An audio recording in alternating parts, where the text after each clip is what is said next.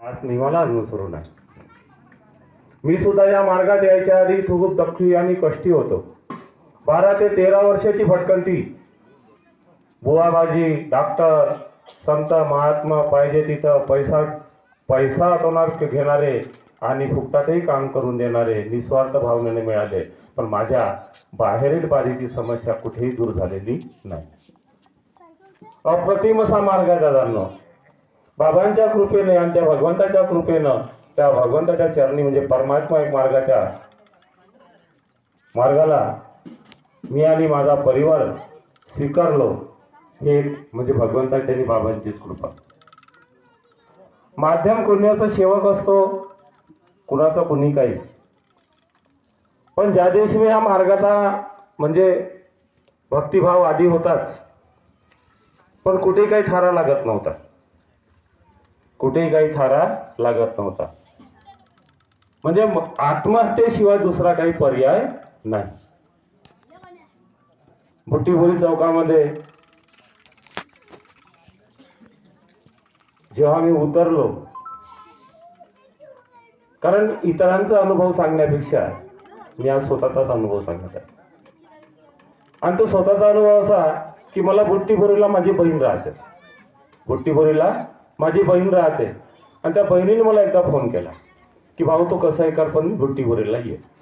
म्हटलं ठीक आहे, काय हरकत नाही. मी आधीच समजून गेलो कोणातरी बुवा किंवा बाजीकडे आपल्याकडे घेऊन जाण्यासाठी आपल्याला आपली बहीण बोलवत आहे.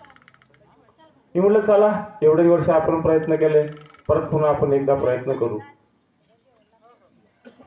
म्हणून माझ्या जावयाने संध्याकाळी तयारी केली आणि रेल्वे स्टेशनवर घेऊन गेले आणि प्रवास सुरू झाला. मी त्यांना गावाचं नाव विचारलं नाही आणि काही विचारलं नाही. त्यांना मी गावाचं नाव विचारलं नाही, काही नाही. कुठे घेऊन चालला प्रवास तो मला माहीत नव्हता. पण जेव्हा मी त्या उतरलो, रात्रभराचा प्रवास जेव्हा संपला आणि जेव्हा मी उतरलो, तेव्हा मला माहीत झालं की नंदुरबार. कुठे? नंदुरबारवरून पुन्हा परत आमचा प्रवास सुरू झाला, तो म्हणजे ऑटोनं. आणि आमच्या ऑटोमध्ये जेवढे काही बसले होते ते सर्व दारूवाले बसले होते. म्हणजे त्या दिवसावर ठरल्याप्रमाणे तिथं भयंकर अशी गर्दी राहत होती का त्या महाराजाच्याकडे जाणे आणि दारू सोडून येणे. बस त्या महाराजाकडे गेलो. जाता जाता सर्वांनी सांगून दिलं जे आमच्या सोबतचे होते, अरे झाले जेवढी प्यायची आहे तेवढी पिऊन घ्या, पुन्हा पिता येणार नाही, कारण अंगाले आग लागते. काय होते? पूर्ण शरीराला आग लागल्याशिवाय राहत नाही. कसा तरी तो प्रवास गाठला. जेवढी प्यायची होती तेवढी पेली आणि त्या महाराजाकडे गेलो आणि महाराजांसमोर जाऊन उभा राहिलो. साखर वेशातला महाराज होता, काही म्हणजे असे भगवे कपडे वगैरे घालून नव्हता. त्याने सरळ फक्त एक नारळ लावलं पायाला. पायाला नारळ लावल्याबरोबर माझ्या पूर्ण पॅन्टाला पूर्ण आग लागली. पूर्ण पॅन्टाला आग लागली. पॅन्ट जोडून माझा पूर्ण म्हणजे आतमध्ये जी मांडी होती त्या मांडीला सुद्धा अजून सुद्धा ती जखम आहे. म्हणजे ते भल्लं मोठं जखम झाली. तिथं जे काय होतं ते घेऊ केला आणि बाहेर निघालो. माझ्या जावयाने माझे कपडे आणलेच होते, कपडे बदलवले, मलम लावायला दिला, म्हणजे ते पूर्वतयारी त्यांना माहीत होती. परत नंदुरबार समोरच्या सीटवर ड्रायव्हरवर बसलो आणि सर्वांनी सांगितलं का आता जर कोणी जर दारू जर पेली तर हा महाराजाचा असा आशीर्वाद आहे की एकदा जर आता पुन्हा तुम्ही दारूला सुरुवात जर केली तर पुन्हा अंगाला आग लागल्याशिवाय राहत नाही. पण ते ऑटोवाला जो बसून होता त्याला मी सरळ सांगितलं त्याच्या कानामध्ये की भाऊ दारू कुठं भेटते? नंदुरबारमध्ये. त्याने म्हणून सांगितलं भाऊ भेटते ना म्हणे. म्हटलं ठीक आहे, मला फक्त इशारा करतो बाबा म्हणलं. तर त्यांना बरोबर आपला नंदुरबारच्या चौकामध्ये रेल्वे स्टेशनच्या अलीकडं ऑटो लागला आणि त्या ऑटो पॉईंटवर त्याला मी विचारलं की कुठं आहे? थोड्या फलाच्या ठिकाणी. आता इकडं आग लागून तर आधीच आलो होतो अर्ध्या घंट्यापूर्वी, पण तोच हात मला नव्हता. मी त्या भगवंताकडे लक्ष दिलं, जो निराकार भगवंत आहे, सर्व व्यापक आहे. त्या आकाशाकडे पाहिलं आणि भगवंताला एकच म्हटलं की भगवंता माझं दुःख एवढं आहे तर मी दारूला पेल्याशिवाय राहू शकत नाही. मी ज्या शक्तीपासून आलो त्याची मी अवहेलना करणार नाही. त्या शक्तीला मानतो मी, त्या शक्तीला मानतो मी, पण माझं दुःख जोपर्यंत दूर होत नाही तोपर्यंत मी दारूला सोडणार नाही. म्हणून मी दुकानात गेलो, दारू पिलो. या एकाही लोकांना माहीत नाही. हे सर्वजण नाश्त्याच्या कामी लागले आणि दारू पिऊन टाईटमध्ये मी पुन्हा गाडीचा प्रवास चालू केला आणि बुट्टीपुरीला परत आलो. आणि बहीण आणि जावई शिवाय द्यायला लागले, मला रागवायला लागले, तर तुला अशी कशी अक्कल नाही आणि एवढं सर्व बर्बाद झालं बा आपण 12-13 वर्षापासून आणि जीवाची भटकंती आहे, पण तू केव्हा सुधारणार. माझ्या मनावर परिणाम झाला. मला आधी माहिती होतं की परमात्मा एक मार्ग आहे, तिथं गेल्यानं म्हणजे आपली समस्या सुटू शकते बा. पण माझं मन धजत नव्हतं, कारण मी ज्या एका भगवंतालाच मानत होतो त्या भगवंताप्रती माझी जी निष्ठा होती त्या निष्ठेला मी सोडायला तयार नव्हतो. कारण तो जागृत नाही आहे का, हे माझं मन मला विचारत होतं की तो जर जागृत जर आहे, इतरांचे दुःख जर दूर करते, तर मग माझे दुःख का करत नाही, मी कुठं कमी पडतो. पण दुसऱ्या दिवशी सकाळी पुन्हा मी बुट्टीपूरच्या चौकात आलो आणि निश्चय केला की आता आपण परमात्मा एक मार्गाला स्वीकार करायचा. पण जायचं कुणाकडं याची काही कल्पना नव्हती. मार्गदर्शक असतो की सेवक असतो, त्याला काय करायचं काही माहीत नव्हतं. पावले चालली पंढरीची वाट, अशा प्रकारे माझे पावलं त्या रस्त्यानं चालायला लागले आणि सरळ माझे जे मार्गदर्शक आज मंचावर उपस्थित आहे, राजेशजी घाटे काकाजी, त्यांच्या पाणठेल्यावर गेलो. परमात्मा एक नाव वाचलं आणि त्यांच्या समोर जाऊन उभा झालो. ग्राहक कमी झाले आणि त्यांना म्हटलं की दादा, मला ह्या मार्गाचा स्वीकार करायचा आहे, मला ह्या मार्गाचा स्वीकार करायचा आहे. म्हणून काय झालं म्हणे, म्हणलं नाही, म्हणलं आत्महत्येशिवाय मला पर्याय नाही, आत्महत्येशिवाय दुसरा असा पर्याय उरला नाही. आम्ही थकून गेलो. त्यांनी मला सांगितलं, समजावून सांगितलं, मार्गाची रूपरेषा सांगितली आणि मार्गदर्शकाच्या माध्यमातून त्यांनी माझी जुळवणूक करून दिली आणि ह्या मार्गाचा सेवक म्हणून बाबांनी मला स्वीकारलं.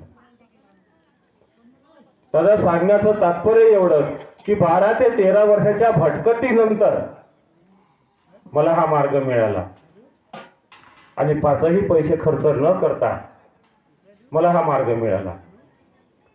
आणि ज्यावेळेस मी या मार्गाचा स्वीकार केला त्याच्या 1 महिन्यानंतर चर्चा बैठकीत जाण्याचा प्रसंग आला. कारण मी वनी परिसरात राहत होतो तेव्हा, घरदार सोडून मुलांना घेऊन. त्या वनी परिसरात कोणी सेवक बंधू नव्हते किंवा चर्चा बैठक काय असते आपल्याला कधी माहितीही नव्हतं. आणि पालोरा आश्रमला जायची माझी वेळ आली आणि त्या पालोरा आश्रममध्ये मार्गदर्शकाच्या माध्यमातून स्वयंपाकाचं ठरलं होतं आणि स्वयंपाक तयार होतपर्यंत आपण इकडे चर्चा बैठक घेऊ हा त्यांचा विषय होता. मला ते कळलं आणि माझी धाकधूक सुरू झाली की आता चर्चा बैठक चालू होईल आणि आपल्याला उभं करेल. आपल्याला माय नाही म्हणता येत नव्हतं आणि काहीच नाही, कारण चर्चा बैठक कशा पद्धतीनं मायना म्हणता येते याची प्रचिती कधी आपल्याला घडलीच नव्हती. मग पारशिवनीपर्यंत जाण्याचा प्रसंग आला मार्गदर्शकांसोबत. तर त्यांना मी विनंती केली की चर्चा बैठकीत मला कृपा करून उभं करू नका. दादा, तो सांगण्याचं तात्पर्य एवढंच आहे की आपण कष्टासाठी आलो. 12 ते 13 वर्षाच्या भटकंतीनंतर हा जर मार्ग जर भेटला तर माझंही कर्तव्य बनते त्या भगवंताप्रती.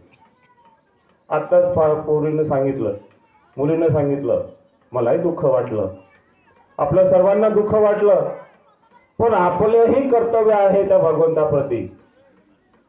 कुणालाही माईक पकडता येत नाही. आमच्या खानदानीत अजूनपर्यंत कोणी माईक पकडलं नाही. पण भगवंताची असीम कृपा की जेव्हा मी घाबरत होतो चर्चा बैठकीला उभं करून, त्या भगवंताची असीम कृपा की त्यांनी मला माईक तर पकडायला लावलं, पण अशा ठिकाणी बसवून ठेवलं की आज कुठेतरी धुरा सापडण्यासाठी ते कृपा करून दिली. दादांना कुठेतरी समर्पणाचा भाव जोपर्यंत तुमच्यात माझ्यामध्ये येणार नाही, दुःख दूर होणार. हा मार्गाचा स्वीकार केल्यानंतर दुःख जीवनात राहणार नाही आणि भगवत कृपा अशी आहे की तुम्हाला सुखात ठेवणार नाही, सुखात ठेवणार नाही. पण या मार्गाचा स्वीकार केल्यानंतर आपण काय शिकलो? 2च गोष्टी शिकलो. ज्या परिवाराकडून आपण आज जे ऐकलं त्यांना माय नाही म्हणता येत नाही. आज 12 वर्षांचा प्रवास त्यांचा झाला ह्या मार्गामध्ये, तरी त्यांना मायना म्हणता येत नाही, कुणालाही म्हणता येत नाही. पण समर्पणाचा भाव जर दिला, आजच्या दिवशी जरी पाठ करून ठेवला असता तरी तो आला असता. कर्तव्य आपलं ते आपल्या भगवंताप्रती तेवढं केलं पाहिजे. फक्त 2च गोष्टीची आपल्याला एक आठवण आहे आणि त्या परिवाराला ती आठवण आहे की या मार्गात आलेल्याच्या नंतर आम्हाला सर्व काही मिळालं. म्हणजे योग कसे मागायचे हे त्या फक्त परिवाराने मार्गात आल्याच्यानंतर शिकलात आणि त्याच्यानंतर माफी कशी मागायची एवढ्या 2 गोष्टी त्यांच्या मुखातून ऐकायला आल्या. दादांनो, समजण्याची गोष्ट आहे. मातीत मिसळण्याची आपली कंडिशन आली होती. त्या कंडिशन मध्ये आपल्याला कोणी काय केलं? काहीच नाही. कोणी वाचवलं? त्या भगवंताने. मग त्या भगवंताप्रती आपलं काहीतरी जन बनते की नाही, ते आपण लक्षात ठेवलं पाहिजे. चर्चा बैठकीच्या माध्यमातून कार्यकर्त्याची चर्चा बैठक नसते दादांनो. एकतेचा प्रणाम आहे, बँक बॅलन्स आहे. आपण इथून घेऊन जाताना बँक बॅलन्स घेऊन जाणार आहोत. नाही समजलं तरी जाऊन बसता आलं पाहिजे. थेंबे थेंबे तळे साचे. ह्या जगाचा उद्धार आणि ह्या भारताची संस्कृती जरी कोणी जर लिहिली जर असेल तर कोण्या शिक्षिताने नाही लिहिली. आणि आजही तुम्ही कोण्या मोर्चात जाऊन जर परिवर्तनाची जर लाट धरीत असाल तर कोणताही शिक्षित माणूस किंवा IPS MPSC ची तयारी करणारा तिथे उभा नसतो, तर तो एक अनपढच असतो. त्या समाजाचं परिवर्तन फक्त अनपढच करते. पण फक्त समर्पणाचा भाव आपल्या अंगी असू द्या आणि ती मूठ आपल्या पक्की असू द्या की माझंही काही कर्तव्य ह्या मार्गाशी आहे. एवढे बोलून मी माझे 2 शब्द इथे समाप्त करतो. धन्यवाद जी. सर्वांना माझा आदरपूर्वक नमस्कार.